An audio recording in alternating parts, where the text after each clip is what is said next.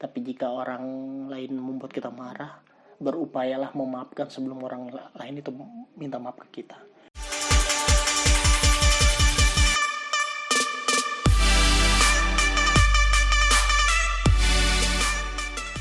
Hai teman-teman, kembali lagi di akun YouTube saya Muhammad Ruman.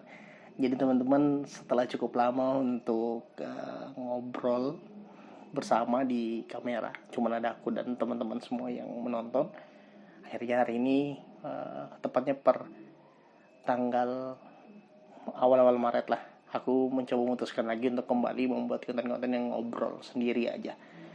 Kalau kita lihat rekam jejaknya di 2020, aku sudah coba buat namanya sesak, sharing santai dalam keranjang. Terus aku juga pernah buat kayak sharing santai, aku duduk di kursi. Di 2021 ini aku cuma ingin lebih aktif gitu loh, dalam artian mengupload video. Lebih tepatnya aku lebih ingin ngobrol tentang hal apapun, bebas. Apa yang ingin aku bicarakan, apa yang ada di otakku, apa yang lagi aku pikirkan, apa yang lagi ingin aku bahas, pokoknya apapun itulah tentang pandanganku. Ya moga-moga ini dapat memberi hiburan ke teman-teman. Mungkin di sini kita sama berproses, sama-sama masih belajar.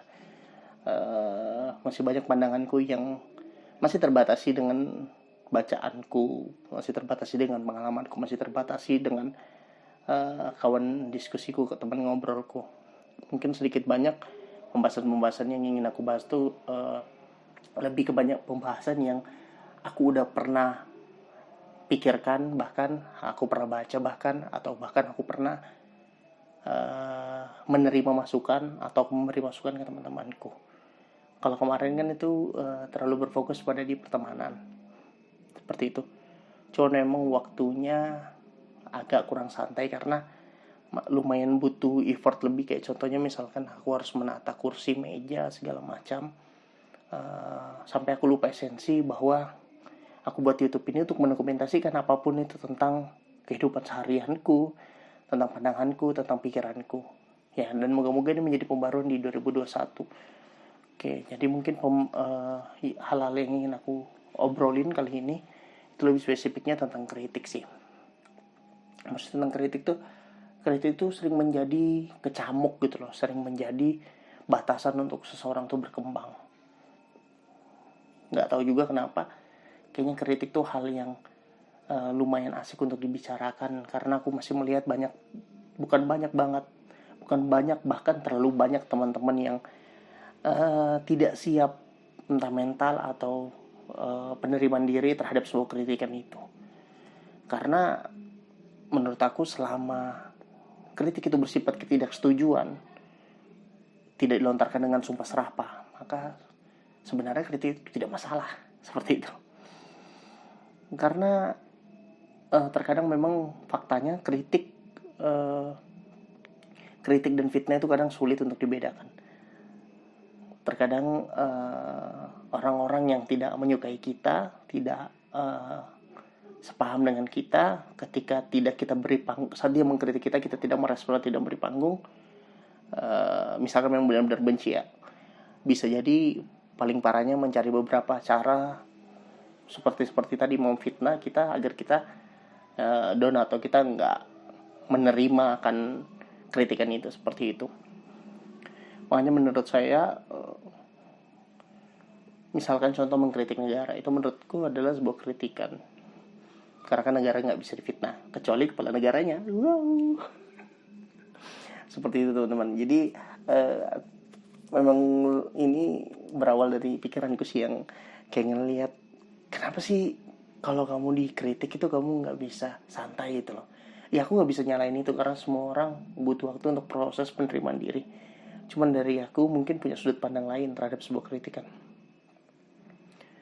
Karena menurut aku pendidikan nggak bisa dilepaskan dari bagaimana cara kita bersikap dan menerima keadaan. Jadi pendidikan itu sangat penting untuk membentuk sikap kita terhadap sebuah ketidaksetujuan orang. Pendidikan ini tidak harus formal, bisa juga non formal, kayak pendidikan kita bersama ke teman-teman di lingkungan, pendidikan kita ngebawa diri bagaimana terhadap ketidaksukaan teman terhadap kita, misalkan seperti itu. Karena kalau kita menuntut semua orang suka sama kita, ya kita nggak akan bisa hidup di dunia ini dengan damai. Karena pada dasarnya saya sebagai orang Muslim aja sering dengar cerita itu Rasulullah Shallallahu Alaihi Wasallam itu mendapat ribuan kritik, bahkan ada tindakan yang fisik seperti meludahi segala macam, tapi beliau membalas, Rasulullah membalas dengan hal yang baik gitu loh, maksudnya tetap berbuat baik. Nah, Rasulullah aja silakan cari di Google 100 orang berpengaruh, Rasulullah itu nomor satu. Orang paling berpengaruh nomor satu di dunia aja itu mendapat kritik, apalagi kita, orang yang tidak lepas dari kesalahan, bahkan orang yang selalu membuat kesalahan seperti itu. Makanya sebenarnya pada dasarnya adalah gimana pola pikir kita menyikapinya sih, seperti itu. Nah, contoh seperti ini analoginya. Misalkan kita seorang siswa atau seorang mahasiswa, yang mana kita berada dalam satu kelas ada 43 siswa atau mahasiswa, 40 siswa atau mahasiswa misalkan. Terus ketika ada 1-2 orang yang tidak suka, ya itu hal yang wajar. Ya karena nggak semua orang suka pembawaanmu, mungkin saja karena tidak mengenalmu. Tidak semua orang sepaham dengan pikiranmu, mungkin saja karena beda referensi bacaan. Seperti itu. Maka jika hanya 1-2 orang yang tidak suka atau tidak berbeda pendapat dengan kita dan mengkritik kita, maka itu bukan hal yang luar biasa. Itu hal yang biasa-biasa aja. Tinggal bagaimana pola pikirmu. Karena sesederhananya adalah tugas manusia itu bukan untuk menyukai, tugas manusia itu bukan untuk membuat semua orang suka sama dia. Tapi tugas manusia adalah setidaknya ya bagi aku, tidak menyakiti orang lain, berbagi sesama, dan terhadap kritikan ya udah terima aja gitu loh.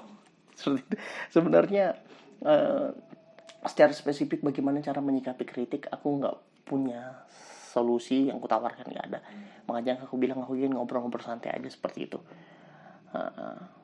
Karena biar bagaimanapun semua itu poinnya adalah mental kita sih. Meski ada di balik orang yang suka pasti banyak orang yang tidak suka, seperti itu sederhananya itu. Contoh orang yang lucu aja itu ada bagi sebanyak orang itu, kebanyakan orang bilang si A itu lucu, tapi belum tentu si B ini bilang si A itu lucu. Itu pasti gitu loh, karena itu soal referensi sekali lagi. Ya itulah, kita harus menerima kenyataan bahwa di balik banyaknya orang yang suka kita, banyak juga orang yang tidak suka kita. Karena menurut aku untuk menyampaikan sebuah opini, pendapat, atau untuk terlihat benar, kita tidak perlu persetujuan orang lain gitu loh. Ya cukup kita tidak merugikan orang lain aja. Oke? Jadi sekali lagi, kita itu sebenarnya dalam dunia tidak perlu mendapatkan persetujuan orang lain. Cukup tidak merugikan orang lain. Itu menurut aku yang lebih terpenting dibanding kita berharap persetujuan orang lain, dibanding kita berharap dukungan orang lain. Bahkan teman-teman kita aja banyak yang mendukung tapi nyatanya tidak benar-benar mendukung, seperti itu. Banyak juga yang kita anggap tidak mendukung tapi di luar sana dia mendukung gitu loh. Ya gitulah manusia, namanya makhluk sosial kan, yang nggak bisa ditebak, bisa berubah. Hari ini A bisa jadi besok B. Contoh seperti orang-orang yang pergi dari kita, misalkan dalam pertemanan ada satu orang yang jarang ngumpul sama kita, tiba-tiba dia sering ngumpul sama orang lain. Nah, menurut aku itu abaikan aja. Bisa jadi saat itu teman kita ini lagi jenuh, ya, maka dia butuh tempat yang lain untuk mencari kesenangan, karena mungkin lagi bosan dengan hiburan-hiburan kita. Ya bukan berarti kita malah mengkritik, atau bukan berarti saat kita mendengar dia mengkritik tongkrongan kita di sini, bukan berarti dia tidak suka. Bukan, bisa jadi itu referensi yang berbeda, seperti itu sih gitu. Maka menurut aku yang paling penting adalah jangan sibukkan dirimu terhadap ketidaksukaan orang lain sih, karena itu kan menjadi beban banget. Aku juga pernah dengar kutipan ceramah dari Ustadz Adi Dayat tuh, yang bilang jika kita marah sama orang lain maka berupayalah untuk memaafkan orang lain, tapi jika orang lain membuat kita marah, berupayalah memaafkan sebelum orang lain itu minta maaf ke kita. Itu bagus banget sih kutipan itu, dan benar-benar tersimpan baik di memoriku. Dan itu keren banget sih, karena emang pada dasarnya sulit banget untuk memaafkan.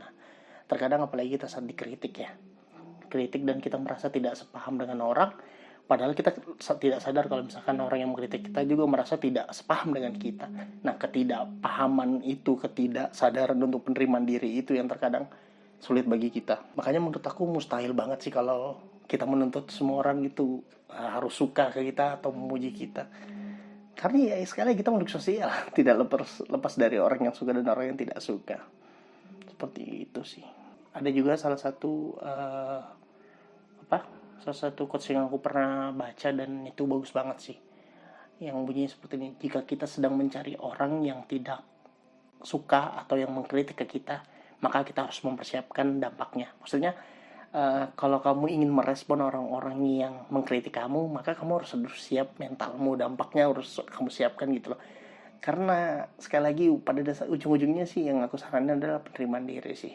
Bagaimana teman-teman membawa penerimaan diri, karena ada juga banyak orang yang kita tahu lah, kayak contoh buzzer entah pemerintah atau kontra pemerintah, itu terkadang ada orang-orang yang dengan sukarela meluangkan waktunya untuk melawan kritikan-kritikan yang disampaikan oleh masyarakat umum untuk pemerintah. Begitu juga sebaliknya, banyak ketika mungkin dari tim yang kontra terhadap pemerintah sekarang ya, itu menyampaikan argumentasinya, maka buzzer dari pemerintah itu siap untuk menyerang. Itu salah satunya, bahwa posisimu di mana, maka kamu harus siap menerima dampaknya. Seperti itu sih teman-teman. Oke, terus juga teman-teman, menurut aku juga yang paling penting tuh, aku sih selalu percaya sih, tidak semua pujian itu tulus sih. Menurut aku gitu juga, tidak semua pujian tulus dan tidak semua kritikan itu sifatnya menjatuhkan. Seperti itu teman-teman. Karena semua itu kembali kepada pola mindset kita. Apakah kita hidup dengan apa yang orang bicarakan, atau apa kita hidup dengan apa yang kita yakinin dan tidak merugikan orang lain. Pilihan cuma itu. Apa kita ingin hidup dengan pikiran-pikiran orang, atau kita ingin hidup dengan pikiran kita sendiri yang merdeka, bebas ini, tapi tanpa merugikan orang lain. Jadi pilihan itu adalah teman-teman semua. Jadi kita jangan pernah hidup dari apa yang orang katakan sih. Karena juga menurut aku ya, sebuah kritik itu bisa dilawan dengan sebuah percaya diri sih, menurut aku kayak gitu.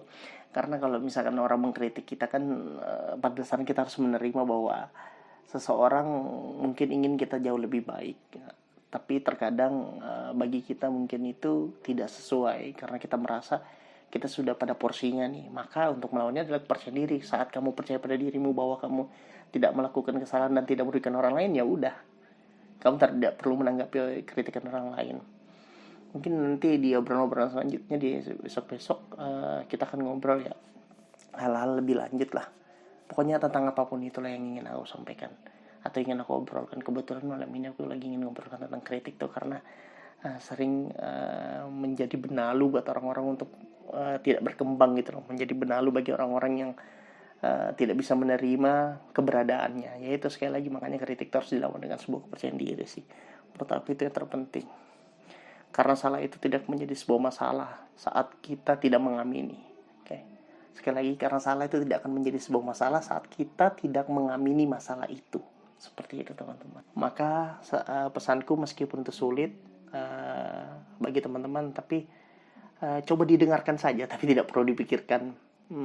Meskipun tidak semudah dengan apa yang aku sampaikan, tapi harapanku menjadi percaya diri itu adalah solusi kita untuk proses penerimaan diri, agar kita tidak mudah dikritik yang bersifat menjatuhkan kita, dan kita bisa denial terhadap orang-orang yang tidak sependapat dengan kita. Sekali lagi, bahwa kita sebagai makhluk sosial diciptakan, banyak orang yang tidak suka dengan kita, dan seharusnya kita lebih malah mengapresiasi orang yang suka kita, orang yang sependapat dengan kita, orang yang mendukung kita, bukan kita malah terlena dengan orang-orang yang ingin menjatuhkan kita, apalagi orang yang ingin kita gagal dalam sebuah keputusan bahwa baik sebuah tindakan. Kuncinya adalah dalam bermakhluk sosial adalah kita tidak merugikan orang lain, dan yang terpenting kita terus hidup merdeka dan membuat sekitar kita tidak rugi akan keberadaan kita. Terima kasih teman-teman, semoga ini bermanfaat buat kita semua. Saya mohon undur diri. Saya Muhammad Ruman, salam keren Marmer. Peace.